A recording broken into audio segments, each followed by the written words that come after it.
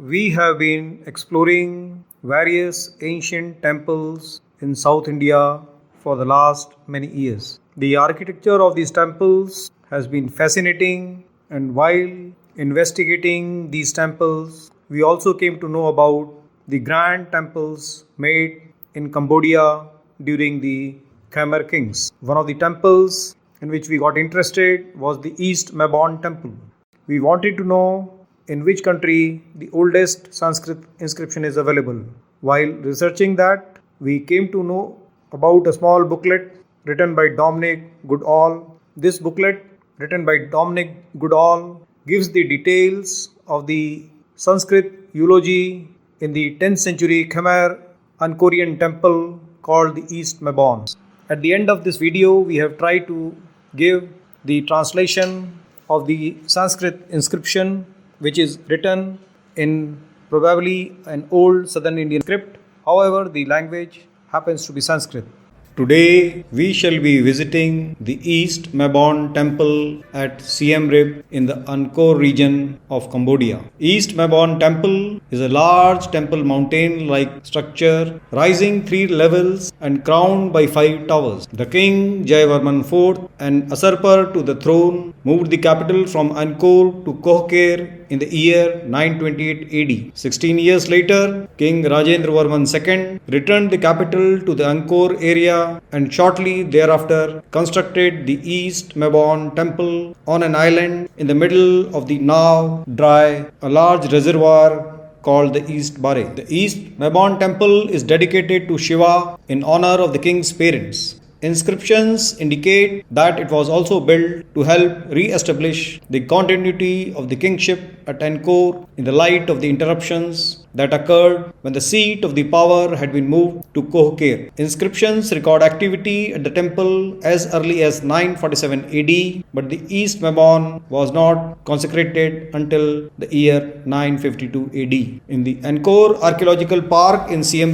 province, the East Mebon temple, which is known in Khmer as Parasat Mebon Khang Karat, is a millennium-old monument that attracts a lot of visitors as a part of the grand tourism circuit in the Angkor National Park. This temple is constructed in the shape of a square on an area of 1 hectare. This temple was actually a big monastery built during the reign of King Rajendravarman II around the year 952 AD and dedicated to his ancestral lineage. The East Mebon is dedicated to the Hindu deity Shiva, symbolized by a lingam. The ancient temple was built on a small island surrounded by East Baray, a vast body of water 2 km wide and over 7 km long that had been turned into a reality through the vision of the king Yashovarman as the 9th century had come to an end. The Khmer people stood firmly on the religious ideology of water and mountain, in which these two crucial elements represent the ocean and the Kailash mountain, which is considered a sacred site by the Hindus as well as the Buddhists. Built of bricks, limestone and laterite stones, the design of East Mebon is viewed as very intriguing. Beyond the 5 towers that were erected in crisscross manner, long rectangular structures were constructed around the central structure along with secondary towers made of laterite stones and bricks. The sculpted scenes on the wall surfaces were done with remarkable depth into the wall surface. Religious scenes include that of god Indra atop his 3-headed elephant Airavata and Shiva on his mount, the sacred bull Nandi. Carvings on the lintels are particularly elegant. The most remarkable stone carvings is at the east side of the west gate facing the central. Every scene and detail has something truly unique. Their artistry does not fall too short or far short of that of the famous scenes at the temple of Bantiesre, whose construction also started during the reign of Rajendravarman II in the mid-900 AD. When looking at the design and the sculptures on the false doors and the lintels of the towers,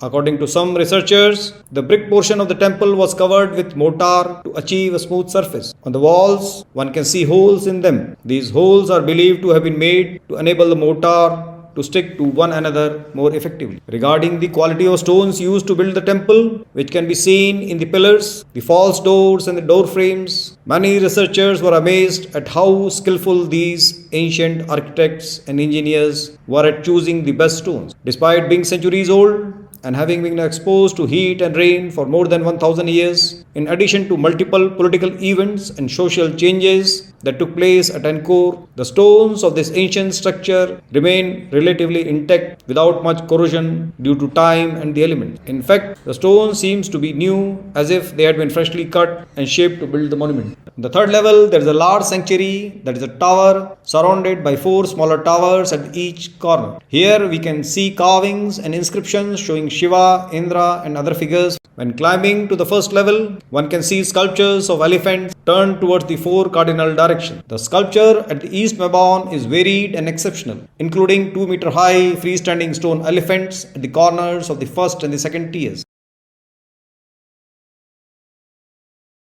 Inscriptions found here state that Kavendrari Rathamanna was charged by the king to build edifices in the middle of the lake Yashodhara Tataka, the East Baray. The East Mebon is an imperial symbol of continuity of the dynasty as well as the capital. The builder Rajendravarman II was a cousin of his predecessor Harshvarman II. Harshvarman had not been the designated heir to the throne but was supported by Rajendravarman in seizing power. Those days, Khmer and not Angkor was the Khmer capital.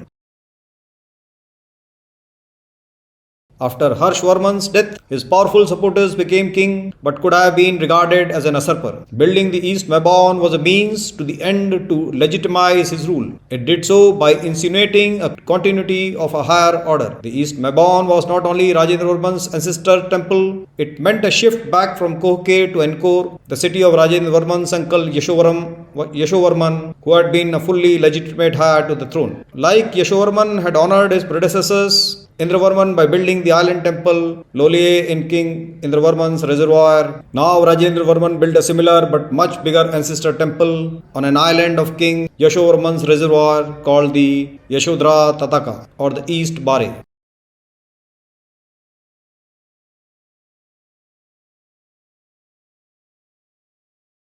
The doors are flanked by ornate decorative columns topped by lintels and flanked by devtas that are carved into the brickwork in the side walls. When looking at the design and the sculptures on the false doors and the lintels of the towers, regardless of their sizes, one can clearly see that every scene and detail has something truly unique that is different from one another. Apart from the Angkor Wat, the East Mebon was the largest Khmer island temple, but it is not situated on the island anymore since the East Baray reservoir dried up during the first half of the second millennium.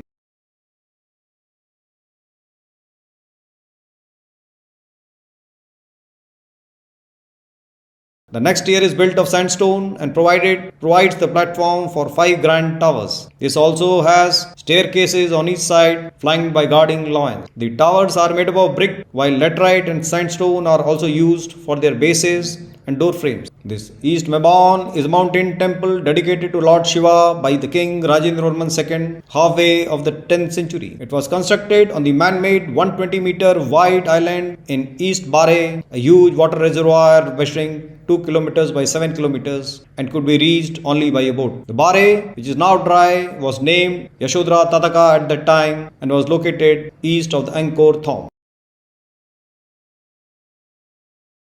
The East Mebon was a 3-tiered temple pyramid with a low inclination angle, neither a temple mountain nor a flat temple. Today it seems to be taller than it really was, because the visitor will view it from the bottom of the former lake. What seems to be a first tier of the pyramid now was indeed just above the water surface. To judge by the laterite steps that surround the East Mebon platform, the original depth of the water would have been around 3 meters. The lower tiers were made up of laterite. The upper tiers, measuring 30 meters by 30 meters, was built in sandstone and had 5 brick parasats in quincux order. The towers were similar in style to the royalist period of King Indravarman I. There are 5 towers which sit on the top of the 3-tiered pyramid. There are 3 enclosures which surround the temple. The 5 towers represent the mythical home of the Hindu gods, Mount Meru. In the middle of each of the 4 sides, there is a landing platform for boats. On each corner, there is a 2-meter tall elephant standing guard. It is a mountain temple dedicated to Lord Shiva.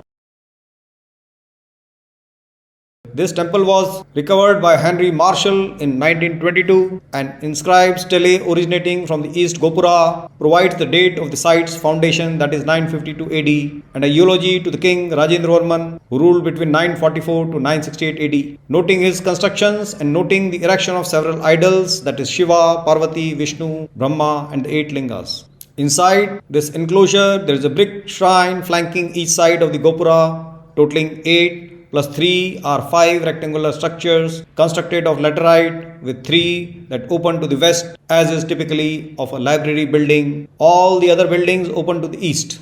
All of these features sandstone door frames, the ornate door columns topped with lintels. It is known that the central tower housed a linga, the southeast tower housed an image of Brahma, while the others are unknown. This East Mebon temple was not Rajendravarman's second state temple. In fact, Pre Rup used to be the state temple rather than the East Mebon. Pre Rup construction is also similar to the East Mebon temple, but it is on a much grander scale. This temple was built on north-south axis with Rajendravarman's state temple, Pre Rup, located around 1.2 kilometers to the south, just outside the Baray. Built in the general style of Pre Rup, the East Mebon was dedicated in 953 AD. This temple has 2 enclosing walls and 3 tiers. It includes the full array of durable Khmer construction material, that is sandstone, brick, laterite and stucco. At the top is the central tower on a square platform surrounded by 4 smaller towers at the platform's corner. The towers are made up of brick. Holes that formerly anchored stucco are visible. There is something special and mysterious about this temple. Why is the East Mebon not simply an island temple on ground level, but a kind of elevated temple pyramid at the same time? And why it is not only an ancestor temple but a state temple too? It contained the state lingam bearing the king's name, the Ling Rajendravarman.